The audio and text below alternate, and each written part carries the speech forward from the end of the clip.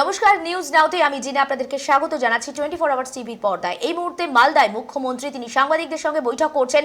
জনসভা থেকে তিনি করোনা আক্রান্ত রোগীদের জন্য কি কি প্রকল্প রয়েছে সবটাই জানাচ্ছেন। মালদা থেকে সরাসরি মুখ্যমন্ত্রী কি বলছেন দেখব। এবং তাতে 24 আওয়ার যাতে ফোনে अवेलेबल হয় অডিও ভিজুয়াল, এগুলো ডিটেইলস পাবলিককে অ্যাডভার্টাইজমেন্ট করে জানিয়ে দেওয়া হবে, তাহলে তারা জানবে কোথা থেকে, তাই তো জানাতে হবে।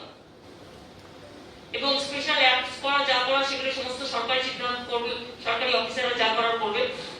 এখন যেটা হচ্ছে ইউনিভার্সাল ভ্যাকসিনেশনের জন্য যাচ্ছি, 100 কোটি টাকা দিয়ে ইমিডিয়েট ভ্যাকসিনেশন এর জন্য একটা ফান্ড তৈরি করা হয়েছে। প্লাস আগেও আমাদের অনেক মানুষ, সাধারণ মানুষ হেল্প করেছিলেন, অনেক কোম্পানি হেল্প করেছিলেন, তারা যদি আবার হেল্প করে তারা করতেই পারে, ওটা আলাদা। ওটা হচ্ছে গভর্নমেন্টের রিলিফ ফান্ড, যেটা সেটা একদম আলাদা আছে। ফিউচার অগমেন্টেশন প্ল্যানও আমাদের আছে। আমরা সবাইকে বলবো যে আতঙ্কিত না হয়ে যেটা করতে হবে সেটা হচ্ছে আতঙ্কিত না হয়ে মানবিকতার হাত বাড়াতে হবে। এবং মানবিকতার হাত বাড়াতে হবে যদি একটা তিনটে গ্রেড করছি আমরা, এবিসি সেফ অলসো, ধরুন যে এ গ্রেড যা সিরিয়াস তাকে সঙ্গে সঙ্গে হসপিটালে নিয়ে যাও। 2 যা সিরিয়াস নয় মাইন্ড, সে বাড়িতেও থাকতে পারে, সেফ অলসো থাকতে পারে, তাদের আমরা বি গ্রেড করছি। সি গ্রেড যারা তো কোনো মানে বাড়িতে জায়গা নেই বা কোনো অসুবিধা আছে, তারা ভর্তি হতে যায় হসপিটালে।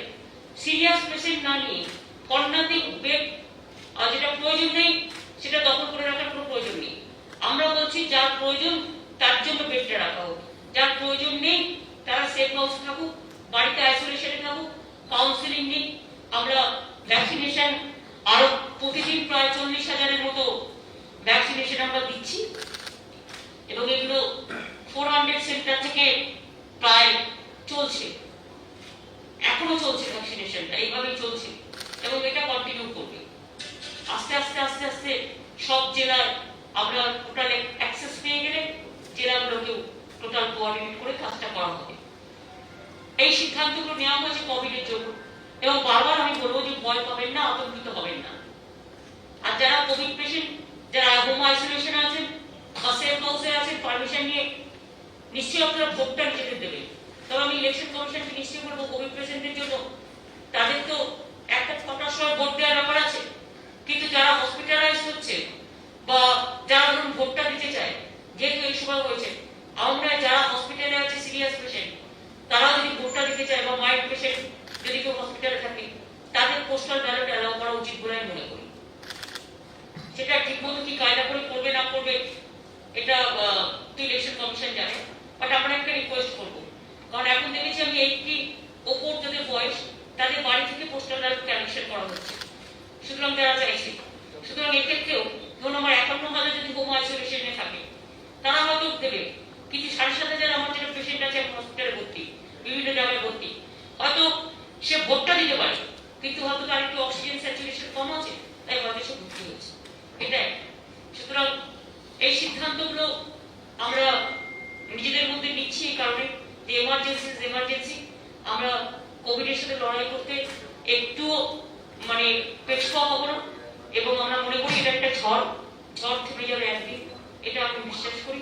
আগেরবার ওই ঝড় আমরা সামলেছি, এবারে ঝড়টা একটু বেশি উঠেছে, তার কারণ অনেক লক্ষ লক্ষ লোক বাংলায় রয়ে গেছে এবং তাদের তো একটা সবকিছু চালু আছে, সুতরাং তার তো একটা এফেক্ট করবে এবং সারা দেশে যেভাবে বেড়ে গেছে, সুতরাং সংখ্যাটা নিয়ে ভাববেন না।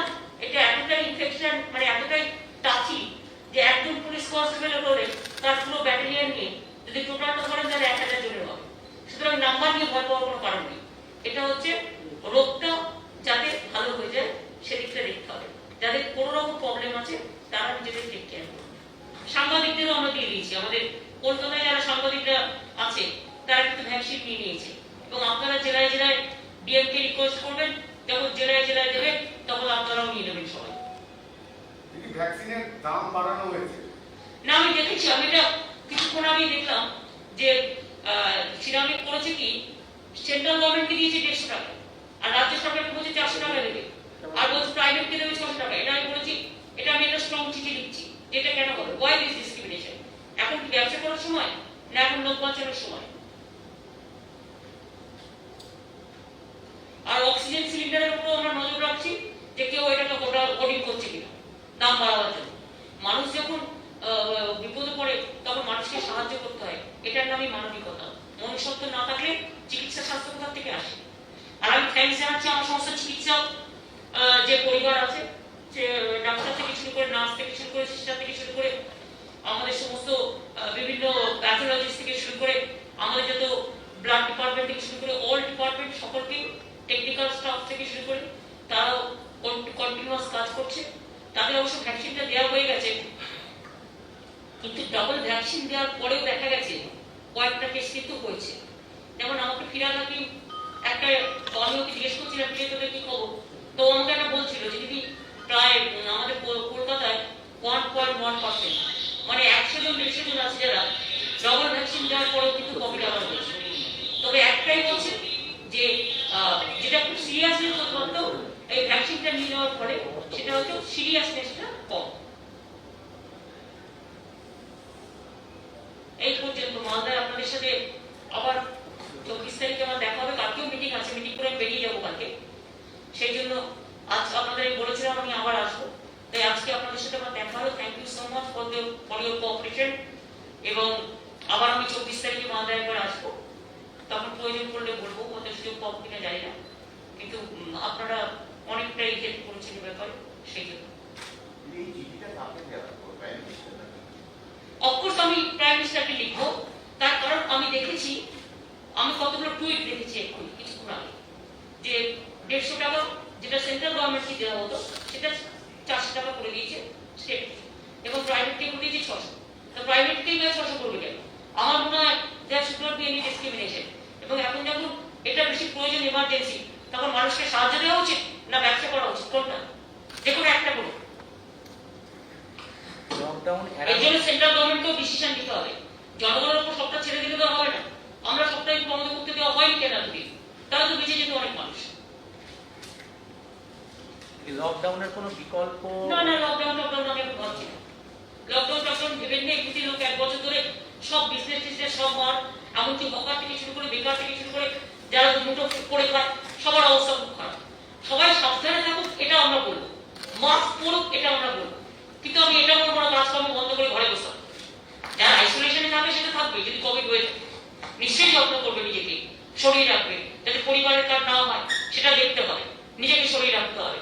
কিন্তু কথা হচ্ছে যে লকডাউন করে একবারে সবকিছু বন্ধ করে দিয়ে আবার সেই নোটবন্দির মতো গৃহবন্দী, ওটা আমার মনে হয় না ইমিডিয়েট এক্ষুনি প্রয়োজন আছে। আর সংখ্যা যেটা দেখাচ্ছে সেটাও আপনাদের আমি বলছি যে একজনের হলে 1000 জনকে টাচ করে যাচ্ছে। সুতরাং ওইভাবে যদি দেখেন তাহলে কিন্তু সংখ্যাটা খুব একটা বেশি নয়, কিন্তু এটা ইনফেকশনটা বাড়ছে। যেহেতু লোকে যাতায়াত, ট্রেনে যাওয়া একসাথে, প্লেনে যাওয়া একসাথে, কত রাজ্য থেকে লোক আসছে, ইলেকশন পারপাসে 1.5 লক্ষ সেন্ট্রাল গভর্নমেন্টের পুলিশ ফোর্স এখানে বসে আছে। তারপরে ধরুন ইলেকশন অবজারভার থেকে শুরু করে, বিজেপির লোক থেকে শুরু করে, বাইরে আমদানি করা নেতা প্রচুর ভর্তি আছে। সুতরাং এটা তো আপনাকে বুঝতে হবে, তার তো একটা অ্যাকশন আছে। Every action has a reaction. সবাই শান্তিপূর্ণভাবে কাজ করে ভোট করে ফিরে যাবে ফিরবে, এটা আমি আশা করব। যদি মাস্ক বা স্যানিটাইজার, সোশ্যাল ডিস্টেন্সিং এর জন্য কি আলাদা কোনো ব্যবস্থা বা কোনো আইনি? না, এগুলো অলরেডি আছে প্রটোকলে, এখন এগুলো একটা উইথড্র হয়, এবং এগুলো আবার আমি বলেছি একটু বেশি করে অ্যাড করতে গভর্নমেন্ট থেকে, যাতে পাবলিক জানতে পারে। এখন ধরুন আমি করতে পারবো না, তার কারণ হচ্ছে যেহেতু ইলেকশন প্রসেসে আছে, ইলেকশন কোড অফ কন্ডাক্টে একদিকে বলবে ডিজাস্টারে তুমি করতে পারো, আবার একদিকে বলবে তুমি এই করতে পারো না, সেই করতে পারো না। তো আমার ওর মধ্যে যাওয়ার দরকার নেই, অফিসাররা মিলে করুক। বাট স্যানিটাইজার থেকে শুরু করে, মাস্ক থেকে শুরু করে, এই যে ভোটের লিস্টে ভোটের যত মাস্ক, সব তো আমরা স্টেট গভর্নমেন্ট দিয়েছি। ইলেকশনে যত মাস্ক স্টেট গভর্নমেন্টকে অ্যারেঞ্জ করতে হয়েছে, মাস্ক, গ্লাভ, এভরিথিং। এগুলো ইলেকশন কমিশন স্টেট গভর্নমেন্টকে বলে দেয়, আর এগুলো স্টেট গভর্নমেন্ট নিজের খরচা থেকে করে। দিদি একটা কথা, আপনি ইসিকে বলেছিলেন লাস্ট দুটো ফেজ প্ল্যান করার কথা, কোনো রেসপন্স পেয়েছেন এই পর্যন্ত? দেখুন, আমি এটা যেহেতু as a chief minister face করছি, সেহেতু আমি ওই ব্যাপারটা, আমি অ্যাজ এ স্টেট গভর্নমেন্ট যদি বলেন, আমি তো নিশ্চয়ই চাই যে যত তাড়াতাড়ি সম্ভব এভরিথিং শুড বি ওভার। এইটাও যদি 3-4 ফেজে হতো তাহলে কিন্তু আমাদের প্রবলেমটা ফেস করতে হতো না। ফন্ডাটিং এই 8টা ফেজে করে বাংলাকে আজকে ফেস করতে হচ্ছে অনেকটা বেশি। যদি কেন্দ্রের তরফে এই যে গা ঢিলেমি ভাব, এটা কেন করছে? কেন্দ্রের কি? কেন্দ্রের তরফে গা ঢিলেমি ভাব, আপনি বারবার করে চিঠি দিচ্ছেন, অথচ কোনো রকম রিপ্লাই পাওয়া যাচ্ছে না। সেটা দেখুন ওদের ব্যাপার। আমার দায়িত্ব, আমি পাবলিকের দায়িত্ব ঘাড়ে নিয়ে পাবলিকের জন্য যতটুকু জানানোর আমি জানাবো, এটা আমার দায়িত্ব। কে রিপ্লাই দিল কি না দিল এটা তাদের দায়বদ্ধ। তাহলে এখানে শেষ করি। থ্যাংক ইউ, চাটা খেয়ে please. Thank you so much. আপনাদের আমি খুব ডিস্টার্ব করছি, কিন্তু কি করবো না, আপনাদের তো পাবলিক জানতে পারছে তো। কারণ আজকে ইলেকশনের থেকে ওইটা বড় ইস্যু। এই যে ফান্ড ক্রিয়েট করা, এই করা ও করা, ফ্রি ভ্যাকসিন দেওয়া, এই সমস্ত ডিসিশন গুলো তো বড় বড় ডিসিশন, এবং এগুলো আপনারা আমাকে সাহায্য করেছেন বলেই পাবলিকের কাছে গিয়ে পৌঁছো। Thank you so much. মালদায় রিপোর্টারও পেয়েছে দিদি, মালদা রিপোর্টাররাও পেয়েছে, মালদা রিপোর্টাররাও খুব ভালো, সব রিপোর্টাররাই ভালো।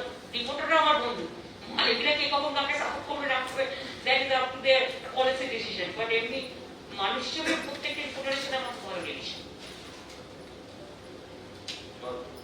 তাহলে আমি শেষ করি। সব ওদের চাকরার ব্যবস্থা করেছি।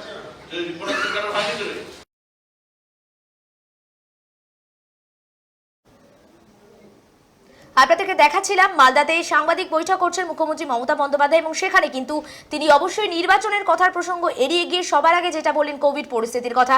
মুখ্যমন্ত্রীর বক্তব্যে আপাতত স্পষ্ট, এখনই লকডাউনের কোনো চিন্তা ভাবনা অন্ততপক্ষে পশ্চিমবঙ্গ সরকারের পক্ষ থেকে নেওয়া হচ্ছে না। সকলকে সাবধানতা অবলম্বনের কথা বলা হচ্ছে। তাই আমরাও আরো একবার 24 আওয়ার্স টিভির পক্ষ থেকে আপনাদেরকে অনুরোধ করব, কোভিড পরিস্থিতি নিয়ন্ত্রণে মাস্ক পরুন, অবশ্যই যে দৈহিক দূরত্ব বিধি সেটা বজায় রাখুন, তবেই সুস্থ থাকতে পারবেন।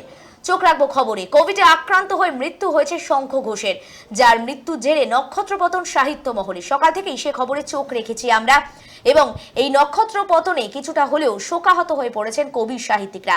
প্রসঙ্গত বয়স হয়েছিল 90 বছর, কোভিডে আক্রান্ত ছিলেন তিনি।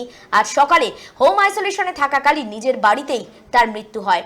বিভিন্ন জায়গা থেকে টুইট করা হচ্ছে, বিভিন্ন মানুষজন তার জন্য শোক বার্তা, শোক প্রস্তাব তারা পাঠ করছেন। আমাদের হাতে এসে পৌঁছেছে তেমনই এক লেখা, শঙ্খ ঘোষের উদ্দেশ্যে লেখা। মৃত্যুশয্যা, চারিদিকে গেল গেল রব, শোনা যায় মৃত্যুশয্যার হাহাকার। সংক্রমণকে বধিবে কিভাবে, ভোট যে চলমান, সরকার মোদের নির্বিকার। দূষিত বায়ু আর ভাইরাসের চোখ রাঙানি দেখাচ্ছে মোদের ভয়। মাস্ক ছাড়া বাইরে বেরিয়ে কিভাবে করোনাকে করব জয়। ভোটের র্যালিতে লোকারণ্য, মুখে প্রশ্ন, জিতছে কে, বিজেপি না তৃণমূল? কিন্তু করোনা যে বোঝে না রাজনীতি, কেড়ে নিল শঙ্খ ঘোষের মতো একটি ফুল। 24 আওয়ার্স টিভির পর্দায় একেবারে শঙ্খ ঘোষের এই প্রয়াণে শোকাহত এক সাহিত্যপ্রেমী মানুষ পাঠিয়েছেন আমাদের, সেটাই তুলে ধরলাম আজ আপনাদের কাছে শোকের ছায়া সাহিত্য মহলে।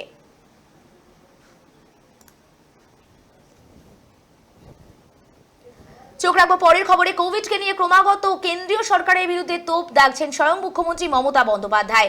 তিনি পরিষ্কার করে জানিয়ে দিলেন বালুরঘাটে গিয়ে যে কেন্দ্রীয় সরকারের দায় কিছুতেই তারা এড়াতে পারেন না, কোভিডকে একেবারে ডেকে আনা হয়েছে। কি বলেছেন মমতা বন্দ্যোপাধ্যায় দেখবো। বাংলা বাঁচাও নির্বাচন, বাংলার মায়ের ইজ্জত সম্মান রক্ষা করার নির্বাচন। মনে রাখবেন, আবার নতুন করে কোভিড শুরু হয়েছে। অপদার্থ একটা সেন্ট্রাল গভর্নমেন্ট 5 মাস 6 মাস আগে স্বাস্থ্যমন্ত্রী বলেছে কোভিড চলে গেছে। কোভিড যদি চলে গিয়ে থাকে তাহলে নতুন করে হলো কেন? আর নতুন করে হবার আগে তোমরা সবাইকে ইঞ্জেকশন দিলে না কেন? আগে প্ল্যানিং তৈরি করলে না কেন?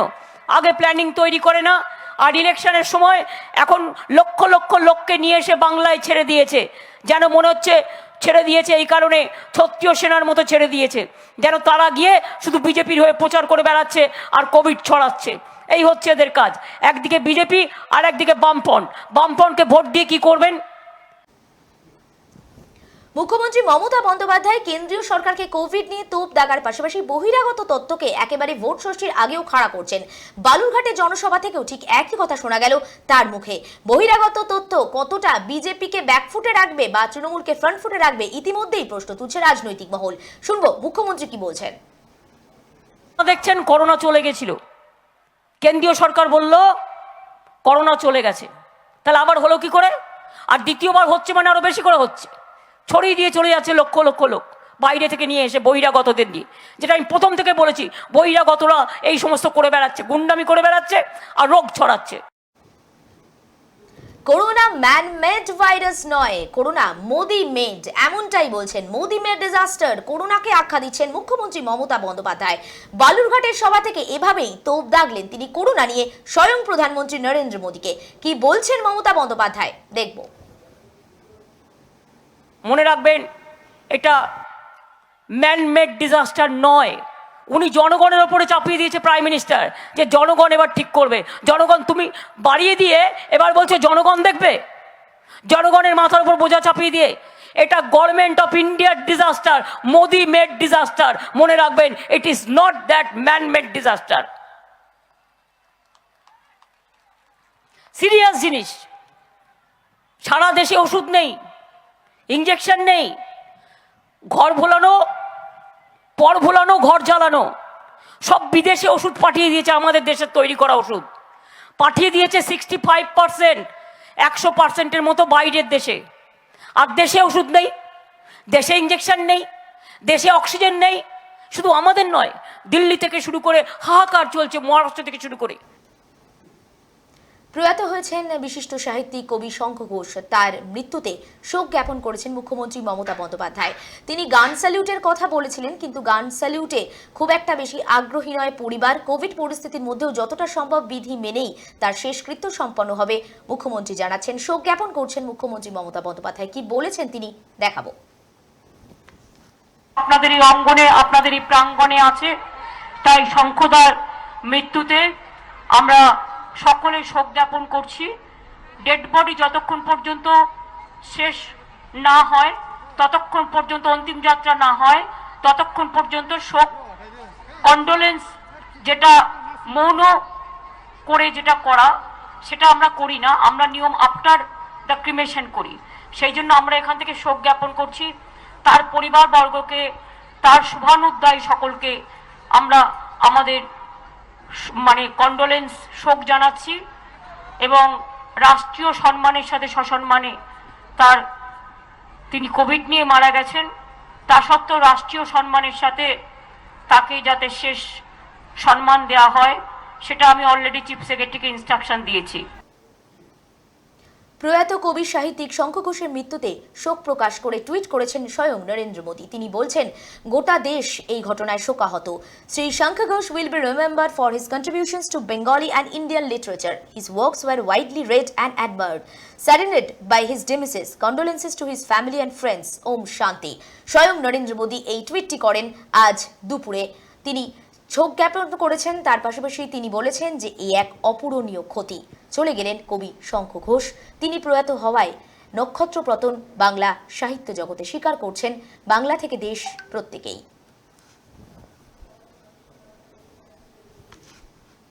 এই মুহূর্তে সময় একটা বিজ্ঞাপনী বিরতি নেবার, ফিরে আসছি বিরতির পর। Orient Pest Solutions Private Limited. Pests are smart. We are smarter. Orient Pest. We are the best pest control company in India. We provide different pest control services, residential pest control services.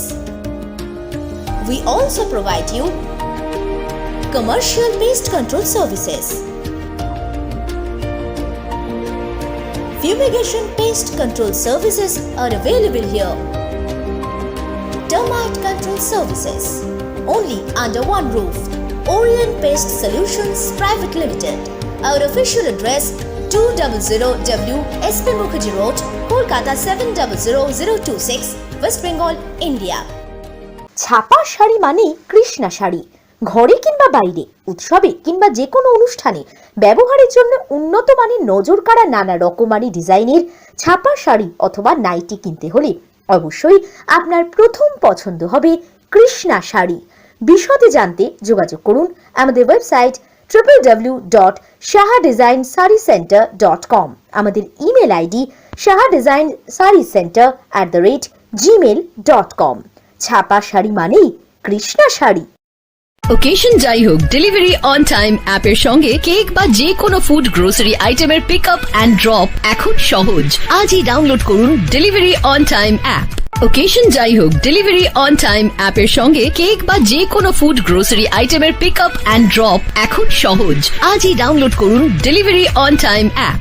আপনি কি নতুন smartphone কিনতে চান অথবা smart TV? তাহলে আজই আসুন জোরিয়ন Infotech. এছাড়াও পাবেন fridge, air conditioner, mobile recharge, নামি দামি কোম্পানির মোবাইল অ্যাক্সেসরিজ সুবর্ণ সুযোগ, যে কোনো কেনাকাটায় পাবেন ফাইন্যান্সের সুবিধা। আজই আসুন সোলিয়ান ইনফোটেক, আমাদের branch picnic garden, Tiljala association club এবং 39 বাস স্ট্যান্ডের খুব কাছে। সোলিয়ান ইনফোটেক, আমাদের ফোন নাম্বার 9831320644। আপনি যা কিছু কিনতে চান সবকিছুই পাবেন এখানে। সোলিয়ান ইনফোটেক। ওকে হচ্ছে না কেন? ব্যাংবাজি ওভাবে হবে না।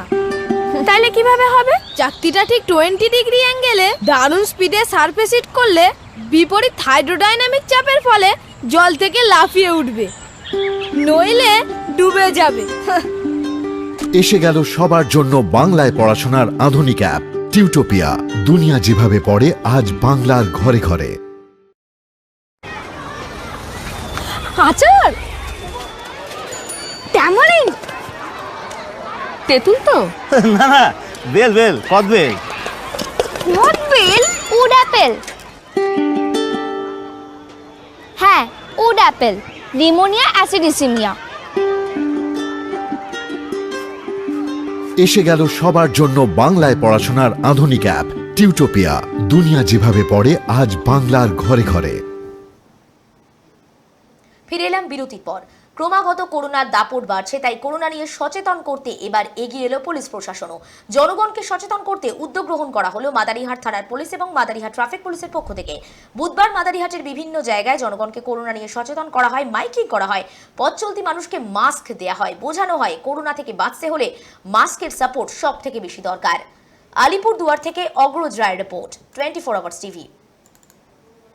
আলিপুরদুয়ার জেলা প্রশাসন এবং মাদারিহাট পুলিশের পক্ষ হইতে মাদারিহাটের জনসাধারণকে জানানো যাইতেছে যে করোনার সেকেন্ড ওয়েভ চলার দরুন খড়দাহে বোমাবাজির মৃত্যু এক। খড়দাহ পৌরসভার 1 নম্বর ওয়ার্ড জিসি রোড সংলগ্ন এলাকায় বোমাবাজির ঘটনা। বোমা বাঁধতে গিয়ে ভয়ঙ্কর বিস্ফোরণ হয়, উড়ে যায় গোটা বাড়ি। সূত্রের খবর এমনটাই। এক যুবকের মৃত্যু হয়েছে বলে জানা গেছে। মৃত যুবকের নাম রাজকুমার যাদব, বয়স 27। এই দুর্ঘটনা নিয়ে গোটা এলাকায় রীতিমতো চাঞ্চল্য। তারপর থেকে বিস্ফোরণ, বাড়ি জুড়ে পুলিশের টহলদারি চলছে বলেই সূত্রের খবর।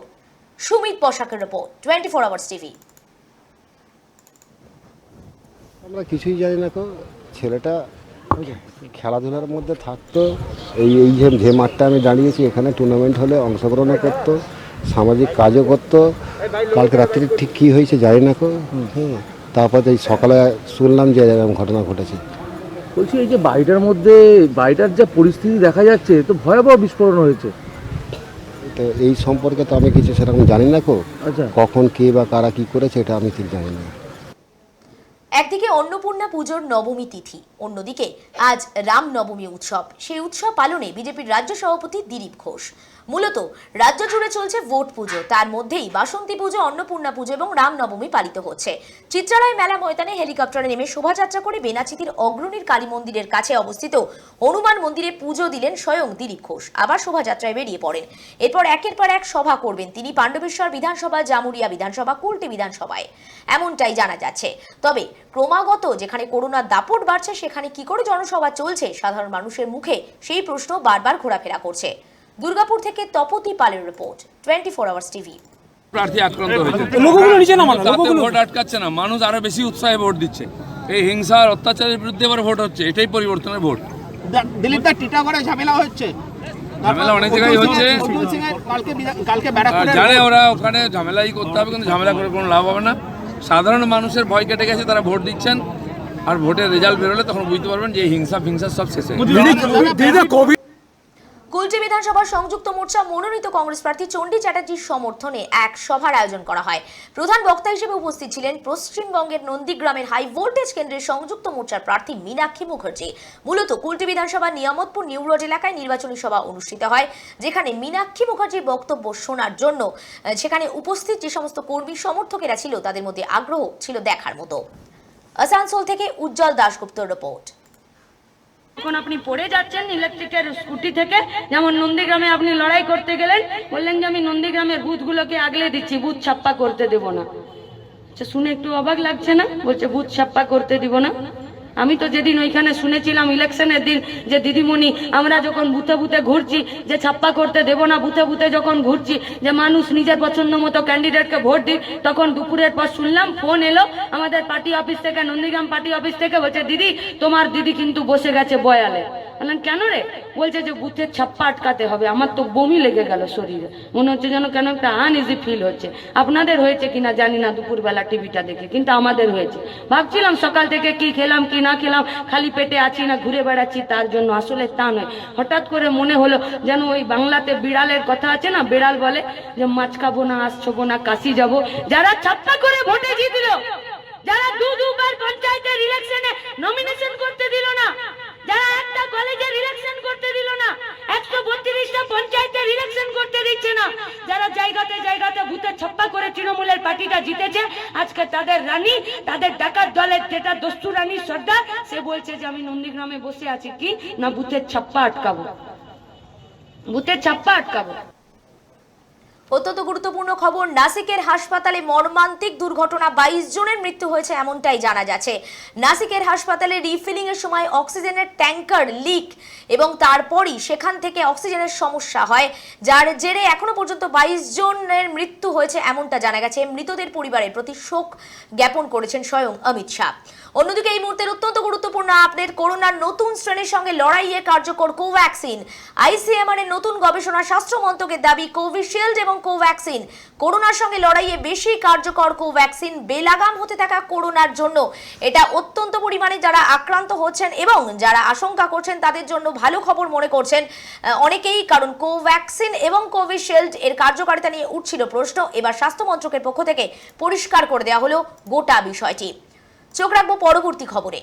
প্রচারে আসতে দেওয়া হলো না টলিউড তারকাকে, উপরন্তু তাকে হুমকি দেওয়া হচ্ছে। রতুয়ায় এমনই অভিযোগ করলেন পায়েল খাতুন। রতুয়া বিধানসভা কেন্দ্রের নির্দল প্রার্থী পায়েল খাতুন। তার দাবি আজ 21 তারিখে তার সমর্থনে হাজির থাকার কথা ছিল টলিউড তারকা ঋতিকা সেনের, কিন্তু তিনি আসতে পারলেন না, কারণ তিনি বললেন সভা বাতিল করতে হবে।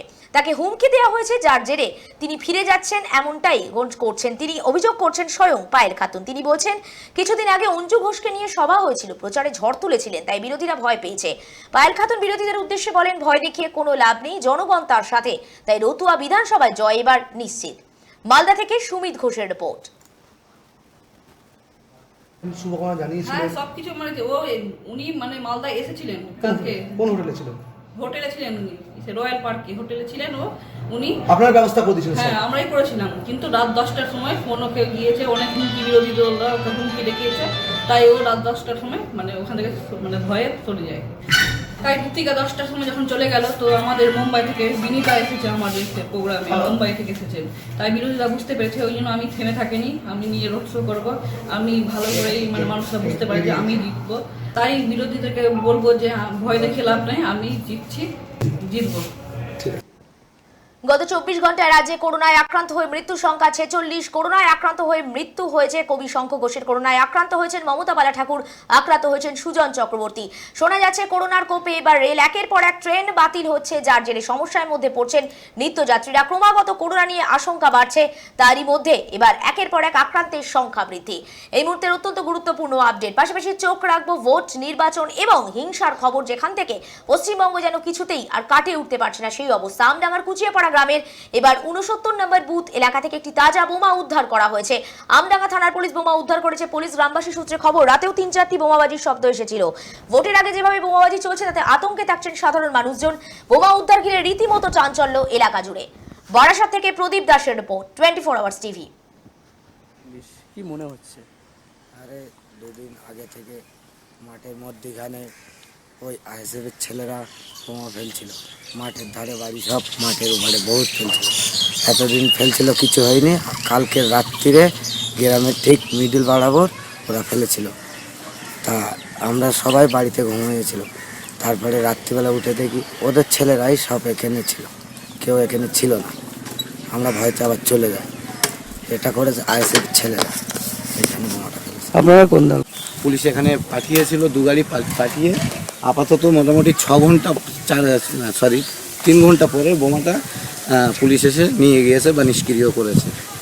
এখানে আমাদের অভিযোগ যে এখানে এইভাবে যদি এখন থেকে এই উত্তেজিত করা হয়, আমরা ভোটটা কিভাবে করব? আমরা কিভাবে ভোট ময়দানে গিয়ে আমরা নিজের অধিকারের যে ভোটটা আমরা কিভাবে দেবো, যার জন্য আমাদের যেন কড়াভাবে এখানে নিরাপত্তা দেওয়া হয়, আমরা যেন সুষ্ঠুভাবে ভোটটা দিতে পারি। এই আমাদের মানে বর্তমানে আমাদের এই পরিস্থিতি যা হিসাবে আমরা দেখতে পাচ্ছি দিতে পারবো না, আমরা খুব আতঙ্কিত রয়েছি। রাজ্য জুড়ে বাড়ছে করোনার দাপট। এই অবস্থায় স্বাস্থ্যকর্মীদের জরুরিকালীন ভিত্তিতে ছুটি একেবারে বাতিল করে দেওয়া হলো। রোজ কাজে আসতে হবে স্বাস্থ্যকর্মীদের, চিকিৎসক, নার্স এবং যারা চিকিৎসা বিজ্ঞানের সঙ্গে যুক্ত প্রত্যেকে রবিবারও ছুটির দিনে কাজে আসতে হবে, এমনই বিজ্ঞপ্তি জারি করে দিল স্বাস্থ্য দপ্তর। ক্রমাগত জটিল হচ্ছে করোনা পরিস্থিতি, বিজ্ঞপ্তি দিয়ে জানালো রাজ্য স্বাস্থ্য দপ্তর স্বাস্থ্যকর্মীদের ছুটি বাতিল করে দেওয়া হলো। করোনার সমস্ত আপডেটের দিকে আমাদের চোখ থাকবে, রাত পোহালে নির্বাচন সেদিকেও চোখ রাখবো আমরা, কিন্তু তার মাঝেই আপনাদেরকে অনুরোধ করব, করোনার দাপট ক্রমশ বাড়ছে, তাই অনুগ্রহ করে মাস্ক পরুন এবং দৈহিক দূরত্ব বজায় রাখুন। করোনা সম্পর্কিত যে কোনো সমস্যার জন্য স্বাস্থ্যবিধি মেনে চলুন, অবশ্যই ডাক্তারের পরামর্শ নিন। সুস্থ থাকুন, সুস্থ রাখুন। নিউজ নাও শেষ করছি। আপাতত দেখতে থাকুন 24 আওয়ার্স টিভি, সবার পাশে সব সময়।